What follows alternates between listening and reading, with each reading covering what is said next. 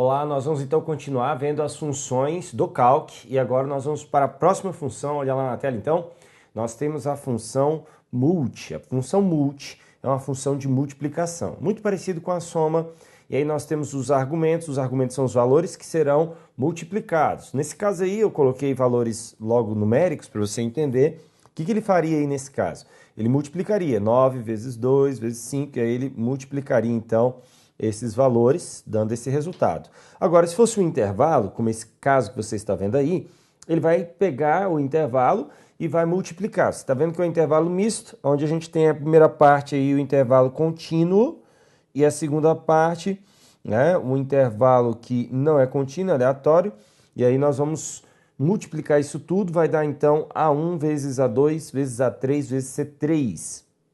É assim, portanto, que a gente faz a multiplicação por meio de função, tá certo? Vamos ver mais funções, vamos correr com as funções são muito importantes. Olha lá na tela. Nós vamos então ver a função raiz. Função raiz é a função da raiz quadrada. É muito simples, né? Você calcula a raiz quadrada, ele faz isso automaticamente para você. Como eu disse, as funções elas servem para fazer o cálculo automático. Próxima função que nós temos é a função potência. A função potência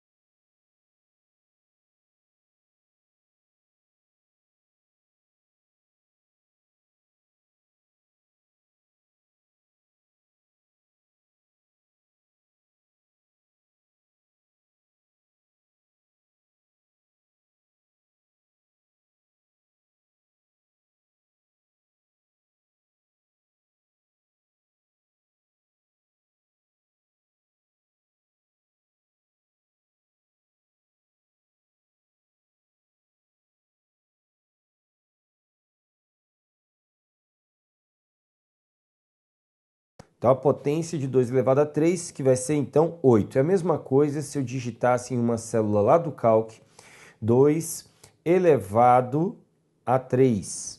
Né? 2 elevado a 3. Isso aqui, lá na célula, daria 8 também na célula. Mas essa forma aqui é a forma automática de se fazer as coisas. Próxima função que nós temos é o int.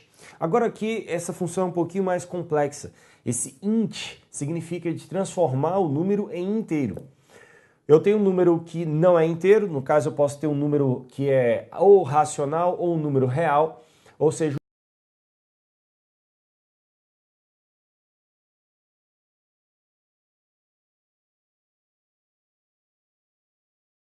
na tela, olha lá. Então você tem aí uma amostra do conjunto dos números inteiros. Você vê então que ele tem valores negativos e tem valores positivos, né? O zero também é considerado positivo. Quer dizer, isso daí é uma questão meio filosófica, né? Na matemática há toda uma filosofia dentro dessa questão do zero aí, né? Mas tudo bem, vamos lá. Então, nesse caso, você quer transformar um número em inteiro. O nosso número em questão é esse daqui, ó. Então você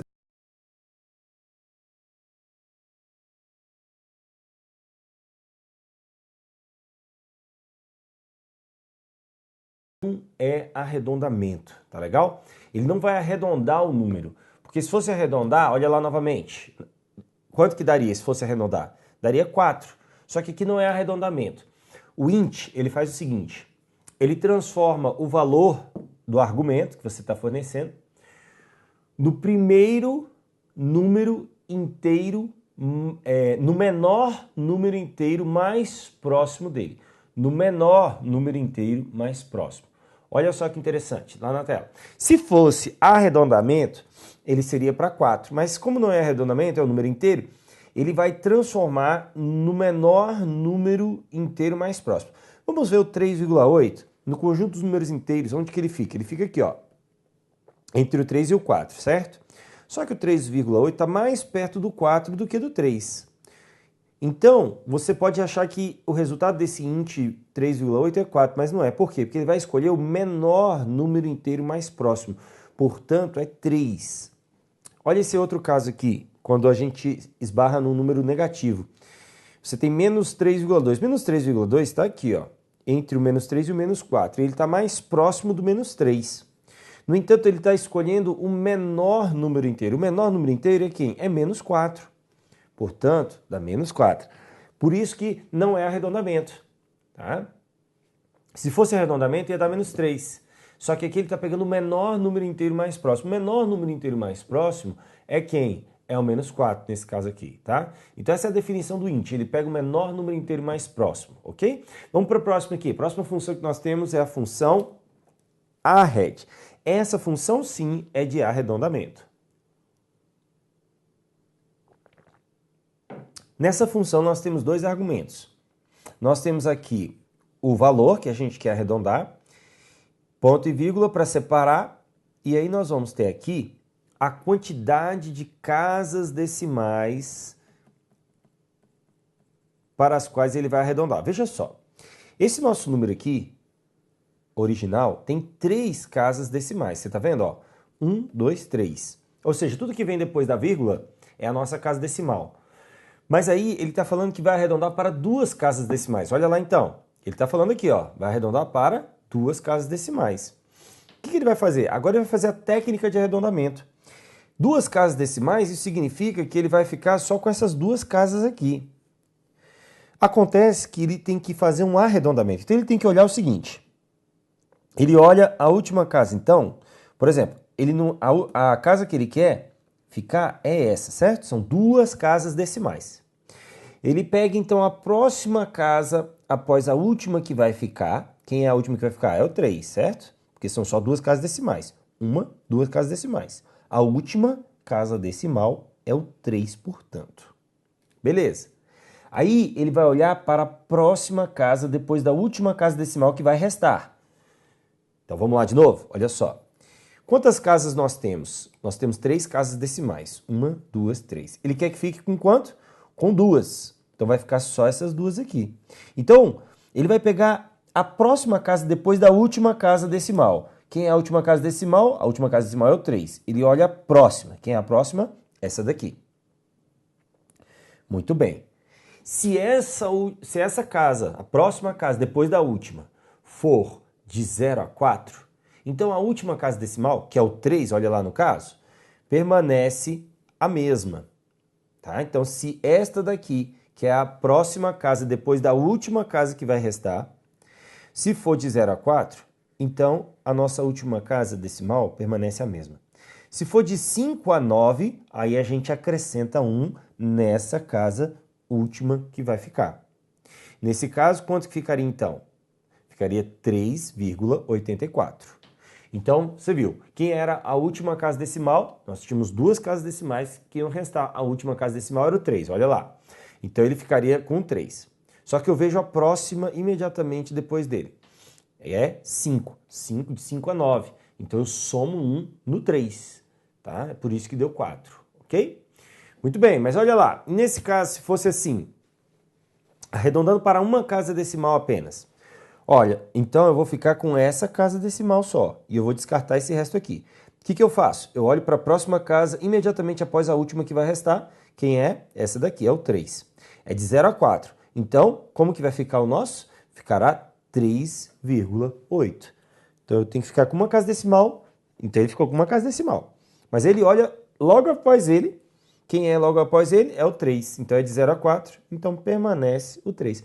Aí você fala, não, professor, mas...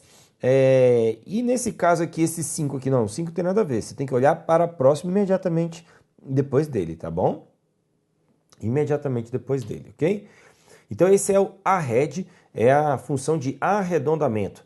Próxima função, função mínimo, ela é bem tranquila, é uma função que escolhe o menor valor do argumento. Nesse caso nós colocamos valores numéricos logo, imediatamente, mas eu poderia colocar um intervalo. Ele vai procurar um intervalo e vai pegar o menor valor. Veja, ele não vai pegar a menor célula e te dizer qual é a célula. Ele vai pegar o menor valor. Professor, e se tiver duas ou mais ocorrências do menor valor? Ele vai pegar o menor valor. Ele não quer saber qual é a célula do menor valor. Ele vai pegar o menor valor. Tá certo? Olha lá então nesse caso. Quem é o menor valor? O menor valor é 2. Muito bem. Aí a gente tem o máximo, que é o irmão mais velho desse daqui, né? O mínimo é o menor e o máximo você já entendeu que é o maior valor. Nesse caso, quem é o maior valor do nosso argumento? É o número 9. Então tá aí, esse é o resultado da nossa função máxima. É bem tranquilo, né? Esse tipo de máximo e mínimo, só que muitas vezes ele não é usado sozinho assim.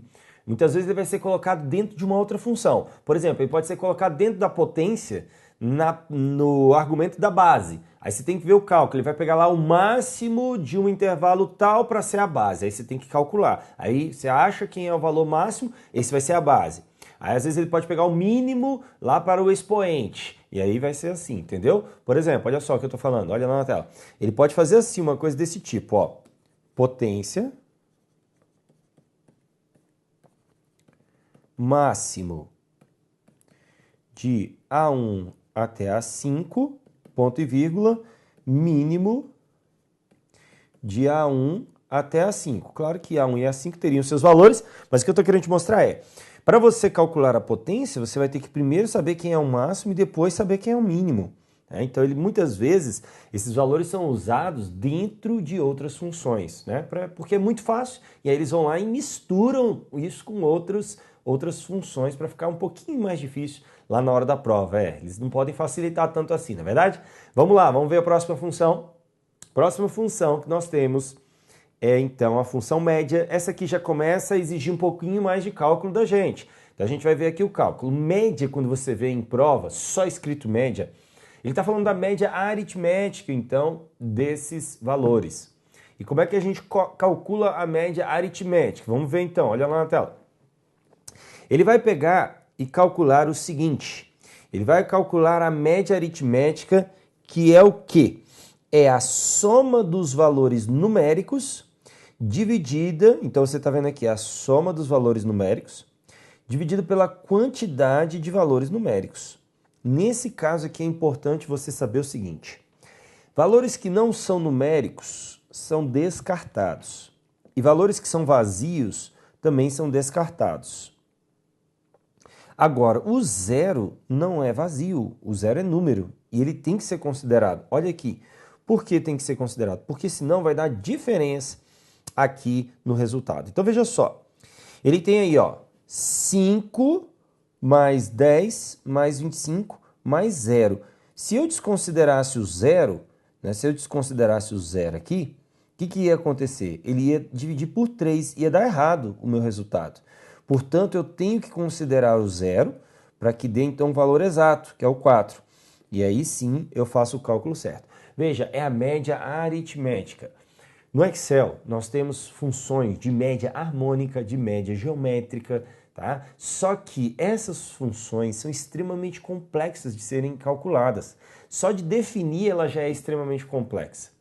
E aí, na hora da prova, muitas vezes você pode encontrar um dos itens lá para calcular, você pode encontrar uma média harmônica, você pode encontrar uma média ponderada, uma média geométrica. Eu vou te dizer uma coisa. Esse não vai ser o item que você deve marcar. Sabe por quê que eu vou dizer? Porque ele é extremamente complexo. Extremamente complexo. Isso aí seria cálculo para alguém que é formado em estatística, de fato, calcular. Só que como a gente está falando de informática básica, eles não vão cobrar isso para você resolver.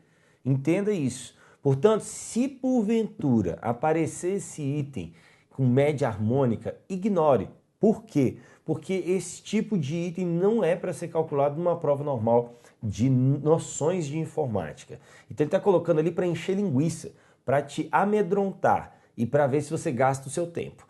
O fato é que esta média que a gente está vendo aí, leia de novo o nome dela, olha lá, a fórmula, a função é média.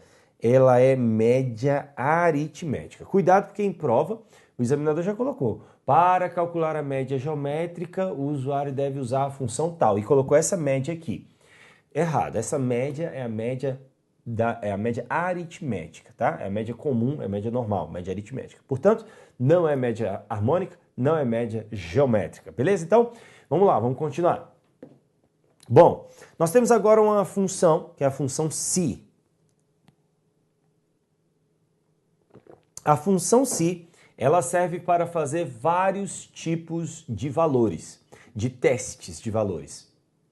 E aí, ela te dá como resultado 2 resultados possíveis. Você faz um teste e, de acordo com aquele teste, você tem 2 resultados possíveis. E nós vamos ver, então, quais são esses 2 resultados possíveis. Olha lá, então, primeiro a estrutura da função. A função si, ela é composta, então, de 3 argumentos. Você tem aí uma condição e tem então dois resultados. Percebam que na sintaxe dela, ela tem que ser separada aqui com ponto e vírgula. Se não for separado com ponto e vírgula, isso vai acontecer um erro de sintaxe. Então, uma das coisas que você deve atentar na hora da prova, se você se deparar com função se, é que se a função se for escrita separando os argumentos com vírgula ao invés de ponto e vírgula, ou com dois pontos ao invés de ponto e vírgula, está errado, vai dar um erro de sintaxe, tá certo? Mas vamos ver então conhecer esses argumentos. Olha lá na tela, nós temos então o primeiro argumento, que é uma condição. Essa condição é uma operação lógica. Essa operação lógica, então, vai ser construída de acordo com aqueles operadores lógicos que nós vimos. Nós vimos lá maior que, menor que, maior igual, menor igual, diferente e igual. Esses operadores vão ser usados, então, para fazer construir a condição aqui, ou o critério aqui da função se. Então você tem primeiro uma condição, um critério. Vamos para os próximos argumentos. Aí nós vamos ter também os resultados. Resultado 1 e resultado 2 podem ser, então, os valores de texto, só que sempre que for um texto, seja uma palavra, né, uma sigla, alguma coisa assim, ele vai ser entre aspas duplas aí, tá bom? Muito bem. Vamos ter número, vamos ter célula, vamos ter fórmulas. Então, tudo isso eu posso encontrar ali nos dois últimos argumentos, que são os argumentos do resultado. Então eu vou ter um critério, uma condição, que eu vou testar um valor. E aí eu vou ter dois resultados possíveis.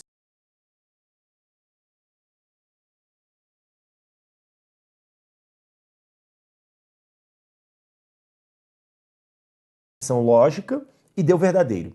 Ele então vai escolher o resultado 1 e descartar o resultado 2, tá? Então é isso, você descarta o resultado 2, só fica com o resultado 1 se a condição for verdadeira. Agora, se a condição for falso, ele então vai escolher o resultado 2 e vai descartar o resultado 1 e acabou. É exatamente isso. Acontece que na hora da prova você fica se perguntando, já é tanta coisa para você memorizar, aprender e tudo mais, e isso daqui dá uma confusão tremenda. Eu já conheço, eu sei como é que é isso. Quando a gente está fazendo exercício em sala de aula, aí os alunos, peraí, como é que é mesmo, professor? Quem que é? Quando que é? Escolhe um, quando que escolhe outro? Então vamos aqui uma forma de você aprender a não errar mais isso daqui e nem ter dúvida, que é a seguinte, olha só, lá na tela. Veja só. Primeiro lugar, quando você se deparar com a função se, muitas vezes ela pode ser extremamente complexa. Então você vai fazer o seguinte, você vai separar os argumentos. Como que você separa? Olha lá na função, você então traça um risco aqui, né, para você separar a condição dos resultados, para você enxergar cada um deles. E aí, para você nunca mais esquecer, nesse primeiro ponto e vírgula aqui, você vai escrever então. E no segundo você vai escrever senão. E aí você não erra mais. Por quê? Porque você vai ler da seguinte forma. Se a condição for verdadeira, então você sempre já coloca como verdadeira. Se a condição for verdadeira, então eu pego o resultado 1. Se não, eu pego o resultado 2. É assim que você lê. E você nunca mais esquece. É o se, então, senão, né? Se, então, senão. Se a condição é verdadeira, então eu pego o resultado 1. Se não, ou seja, se a condição for falsa, eu pego quem? O resultado 2. E aí você não precisa ficar memorizando. Você já tem ali esse padrão, você segue o padrão. Primeiro ponto e vírgula é então, segundo ponto e vírgula é se não, e aí eu leio dessa forma e eu não erro mais, tá certo? Então isso é muito importante a gente aprender, né, a memorizar dessa forma para lá na hora da prova, que você já tem tanta atenção, tem que prestar atenção em tanta coisa, ainda vai lembrar como será que é mesmo que o professor falou, é desse jeito aqui, tá bom?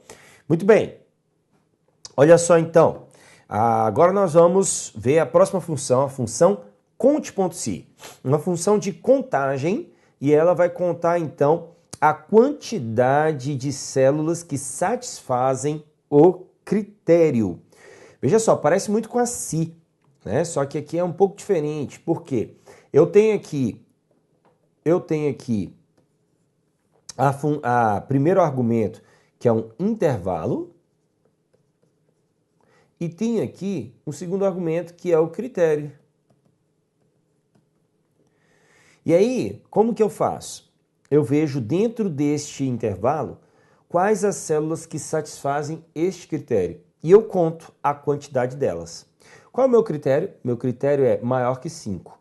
Veja que aqui na função conte.se, o critério é colocado entre aspas quando ele é uma expressão lógica. Como é que é uma expressão lógica? Olha só, eu tenho um operador lógico e o valor. Isso aqui é uma expressão lógica.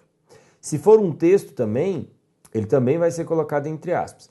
Se for um número, por exemplo, igual a 5, eu não preciso colocar igual a 5 numa expressão, eu só coloco 5 aqui. Eu só venho e coloco 5, não preciso colocar expressão e nem aspas, porque ele já sabe que é o valor 5, tá? Então eu só coloco entre aspas quando é uma expressão ou quando é um texto. E aí eu leio da seguinte maneira: conte as células de A1 até A6 que satisfaçam o critério maior do que 5, ou seja, que sejam maiores do que 5. Vamos lá? A1 é maior que 5? Não. A2 é maior que 5? Não. A3 é maior que 5? Sim. Aí eu conto 1. A4 é maior que 5? Sim. Eu conto 2. A5 é maior que 5? Não. A6 é maior que 5? Não, porque A6 é vazio. Então eu tenho duas células, que é então a resposta dessa função. Veja, a função queria contar a quantidade. Eu não estou somando aqui a quantidade de células que satisfazem o critério. Eu apenas estou contando a quantidade. Portanto, deu 2. E aí a gente viu que deu 2 mesmo, né, contando essa quantidade. Eu vejo o critério, vejo o valor da célula. Se a célula satisfizer o critério, eu conto a quantidade dela então. Beleza? Muito bem, vamos lá, para frente. Temos agora uma função lógica, né? Uma função que faz aí um cálculo lógico, que aí não é mais de contar, e sim de somar, e de acordo com o critério. Da mesma maneira, aqui agora soma os valores do intervalo que satisfazem o critério. Aqui mais uma vez eu tenho o intervalo, aqui mais uma vez eu tenho o critério, e aí a gente vê que a gente vai ler isso daqui da seguinte maneira: some as células de A1 até A6 que são maiores do que 5. Então vem, A1 é maior que 5? Não, não somo nada. A2, não. A3, também não. A4, sim, é maior que 5, eu somo 10. A5, sim, é maior que 5, eu somo 25, dá 35. A6, não. Quanto que dá então o resultado disso aqui? Isso aqui vai dar 35, o valor dessa função soma-se. Percebam que essa função soma-se é uma função que tem dois argumentos, um intervalo e um critério. Eu quero agora apresentar a você a função soma-se que tem três argumentos. Esses três argumentos diferem da outra função, a função é a mesma, só que o terceiro argumento, ele é aqui opcional, e quando eu coloco ele, eu mudo completamente a análise dessa função soma-se. E quando cai em prova, costuma ser um pouquinho mais complexo esse soma-se de três argumentos. Vamos voltar no de dois argumentos e ver qual é a diferença de três argumentos, tá? Olha lá novamente o de dois argumentos. No de dois argumentos, eu tinha um intervalo. E nesse mesmo intervalo, eu aplicava um critério.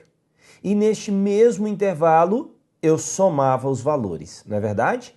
No intervalo de A1 até A6, eu verificava se era maior do que 5.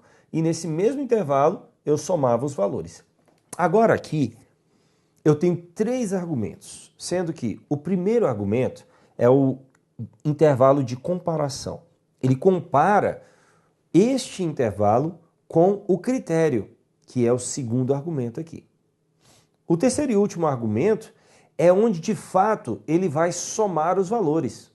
Então, neste primeiro argumento aqui, não há valores a serem somados, há valores a serem comparados com um critério. Os valores somados estarão aqui neste último intervalo, que é o intervalo de soma, portanto. Como que é isso? Olha o nosso exemplo aqui nessa planilha. Eu tenho uma relação de gastos na coluna A e tenho a relação de valores na coluna B. Eu quero verificar nessa lista de gastos mensal, eu quero fazer, por exemplo, uma totalização de cada categoria aqui, de cada item. Então, por exemplo, no caso aqui, né, da nossa função, a gente está verificando aqui álcool. Então, nessa célula aqui, eu apliquei esta função aqui, tá? Como é que eu faço? Eu verifico de A1 até A29, aquelas células que têm, então, o critério álcool, ou seja, aquelas células que têm a palavra álcool. Se tiver, aí lá no intervalo de B1 a B29, eu vou e somo o valor daquela mesma linha de ocorrência de álcool. Vamos ver como é que é isso? Olha só. A21 é álcool? Não. A22 é álcool? Não. A23 é álcool? Sim. Veja, eu estou comparando em A23, que é de A21 a A29. Em A23 eu encontrei álcool. Agora eu vou para o intervalo de B21 a B29 e na mesma linha dela eu venho e somo o valor que está entre B21 e B29, certo? Eu só vou somar esse carinha porque esse é o mesmo da linha do A23 que ocorreu álcool. Então eu somo em B23. Beleza, somei 85. Aí vamos lá. A24 é álcool? Não. A25? Não. A26? Não. A27? Sim, é álcool. Aí eu vou em B27 e somo de novo. Então, 185 mais 90, deu 175. Vou lá em 175, não é? Beleza.